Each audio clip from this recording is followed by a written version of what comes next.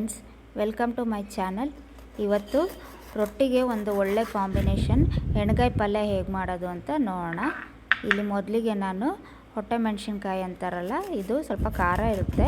ಇದನ್ನು ಎಲ್ಲ ನೀಟಾಗಿ ಬೀಜ ಎಲ್ಲ ತೆಗೆದು ಚಾಪ್ ಮಾಡಿ ಒಳಗಡೆ ಸ್ಟಫಿಂಗ್ ಮಾಡ್ಕೊಳೋದಕ್ಕೆ ರೆಡಿ ಮಾಡ್ಕೋತಾ ಇದ್ದೀನಿ. ಈಗ ಇಲ್ಲಿ ಒಂದಿಷ್ಟು ಬದನೆಕಾಯಿ ಕೂಡ ತೊಗೋತಾ ಇದ್ದೀನಿ. ಅದನ್ನು ಕೂಡ ಚಿಕ್ಕ ಚಿಕ್ಕದಾಗಿ ಹಿಂಗೆ ಒಳಗಡೆ ಹೆಚ್ಚಿಟ್ಕೊಂಡು ಅದಕ್ಕೆ ಸ್ಟಫಿಂಗ್ ಮಾಡ್ಕೊಳೋದಕ್ಕೆ ರೆಡಿ ಮಾಡ್ಕೋತಾ ಇದ್ದೀನಿ.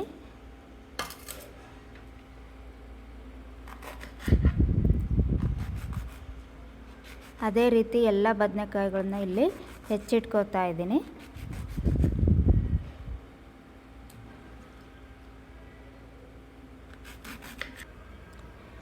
ಇದಕ್ಕೆ ಒಂದು ಈರುಳ್ಳಿನ ಕಟ್ ಮಾಡ್ಕೋತಾ ಇದ್ದೀನಿ. ಸಣ್ಣ ಸಣ್ಣದಾಗಿ ಇದನ್ನು ಚಾಪ್ ಮಾಡ್ಕೊಳ್ಳೋಣ.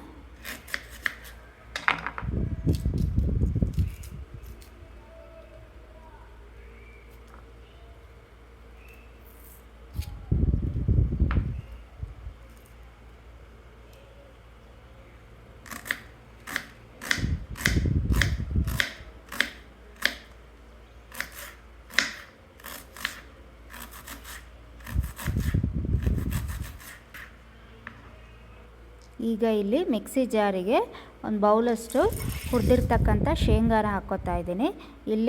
ಅಲ್ಲಿ ಅರ್ಧ ಬಟ್ಲಷ್ಟು ಹುರಿಗಡಲೆ ಹಾಕ್ಕೋತಾ ಇದ್ದೀನಿ. ಇದನ್ನು ಈಗ ತರ್ತರಿಯಾಗಿ ಪೌಡ್ರ್ ಮಾಡ್ಕೊಳ್ಳೋಣ. ಈ ರೀತಿ ತರ್ತರಿಯಾಗಿ ಪೌಡ್ರ್ ಮಾಡ್ಕೋಬೇಕು. ಇದನ್ನು ಒಂದು ಬೌಲಿಗೆ ಹಾಕ್ಕೋತಾ ಇದ್ದೀನಿ. ಇದಕ್ಕೆ ಈಗ ಹೆಚ್ಚಿಟ್ಟಿಟ್ಕೊಂತ ಈರುಳ್ಳಿನ ಹಾಕ್ಕೋತಾ ಇದ್ದೀನಿ. ರುಚಿಗೆ ತಕ್ಕಷ್ಟು ಉಪ್ಪು ಸೇರಿಸ್ತಾ ಇದ್ದೀನಿ. ಒಂದು ಸ್ವಲ್ಪ ಬೆಲ್ಲ ಹಾಕ್ಕೋತಾ ಇದ್ದೀನಿ. ಇದಕ್ಕೆ ಹುಚ್ಚಳ ಪುಡಿ 2 ಸ್ಪೂನಷ್ಟು ಹುಚ್ಚಳ ಪುಡಿ ಹಾಕ್ಕೋತಾ ಇದ್ದೀನಿ. ಸ್ವಲ್ಪ ಮಿಕ್ಸಿ ಜಾರಿಗೆ ತೆಂಗಿನಕಾಯಿ, ಹಸಿಮೆಣಸಿನ್ಕಾಯಿ, ಬೆಳ್ಳುಳ್ಳಿ ಇದನ್ನೆಲ್ಲ ಮಿಕ್ಸಿ ಮಾಡಿಬಿಟ್ಟು ಇದನ್ನು ಕೂಡ ಅದಕ್ಕೆ ಗ್ರೇವಿಗೆ ಸೇರಿಸ್ಕೋಬೇಕು.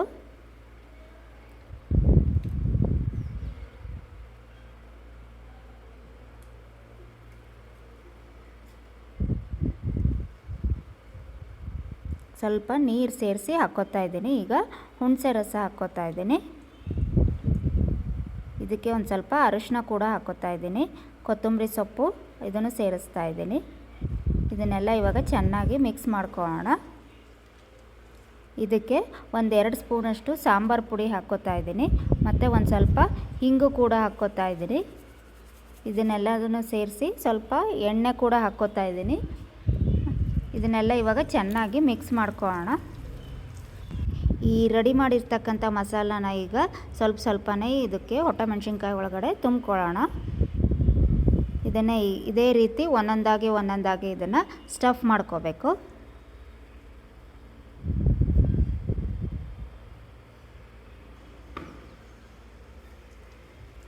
ಅದೇ ರೀತಿ ಬದನೆಕಾಯಿ ಒಳಗೂ ಕೂಡ ಇದನ್ನು ಸ್ಟಫ್ ಮಾಡ್ಕೋಬೇಕು.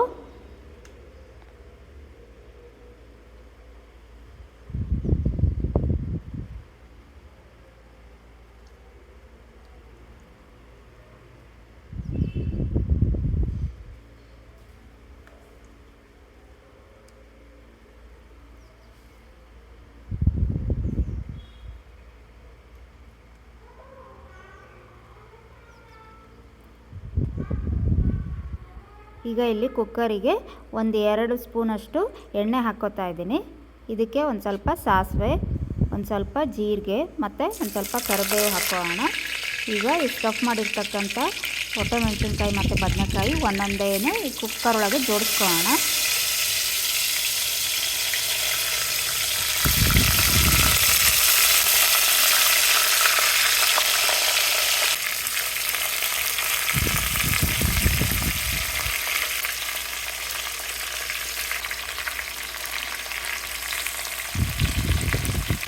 ಇದಕ್ಕೆ ಅದು ಉಳಿದಿರ್ತಕ್ಕಂಥದ್ದನ್ನು ಸ್ವಲ್ಪ ನೀರು ಹಾಕ್ಕೊಂಡು ಇದಕ್ಕೆ ಸೇರಿಸ್ಕೊಳ್ಳೋಣ.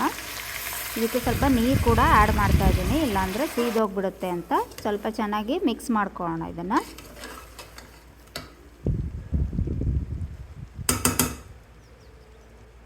ಈಗ ಇದು ಕುಕ್ಕರ್ನ ಕ್ಲೋಸ್ ಮಾಡಿ 1 ವಿಷಲ್ ಇದನ್ನು ಕೂಗಿಸ್ಕೊಳ್ಳೋಣ. ಇಲ್ಲಿ ಎಣ್ಗಾಯಿ ರೆಡಿಯಾಗಿದೆ. ನೀವು ಒಂದ್ಸರಿ ಟ್ರೈ ಮಾಡಿ ಹೇಗೆ ಬಂತು ಅಂತ ಕಮೆಂಟ್ ಮಾಡಿ ತಿಳಿಸಿ.